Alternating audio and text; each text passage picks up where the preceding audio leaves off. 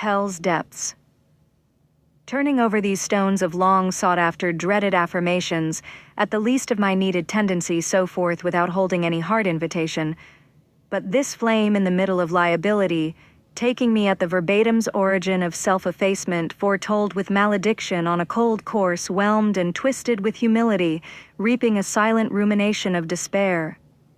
Doors locked from grace in the affliction's calamities by a bane and adverse ample where all else is restricted with setbacks, challenging my direction with obstacles withdrawn by a tenacity meddling my host of bliss and negligent oversights, and my remission is sold out to the longing from where my grip is letting go to the societal norms, unexplicit in shame's vague ambiguity.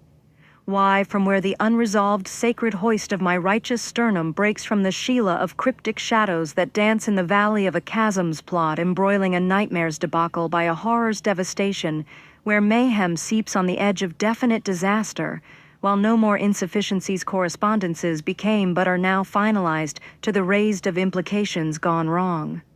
Wake me to go towards the totality's remnants that are made of these fleeting scars of cathartic emotions, drenching me immersed while being healed through the obscurity of unforetold tacticity between us, ranging with transcendence for an astral mystic's plane scurrying close, ransomed with a conclusion unto the last resort's ultimatum, unresolved and slaughtered in the breached destinations by the rapids of a depleted source where restitution is brought to a burn in the abyss. Lift me up above the observations fallen short of expectations. Wean me for the complete fragmentation of shattered pieces where my heart's chaff and falling fickle are the dazzles of my death as though it's a visceral thing.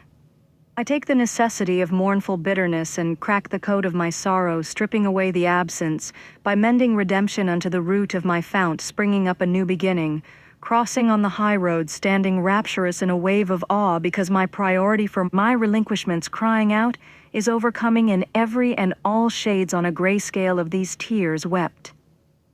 Come find me in this sanctum of perishing fatality, come join me in my demise, because after all had been said and done, I am still falling to the tainted and flawed oblivion of nullity's voidless existence. I am sacrificing reality to the nothingness inside for whatever becomes of my hollow and dim vacancy. Needless to say, we can fill the emptiness together, making the harsh cold sting to really kill the pain, but at this altitude the depths are dry, and the deep are barren with lifelessness.